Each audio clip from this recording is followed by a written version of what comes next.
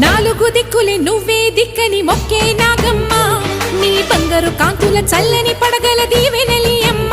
అమ్మా నాలుగు దిక్కులే నువ్వే దిక్కని మొక్కే నాగమ్మ నీ బంగారు కాంతుల చల్లని పడగల దీవెనలి అమ్మ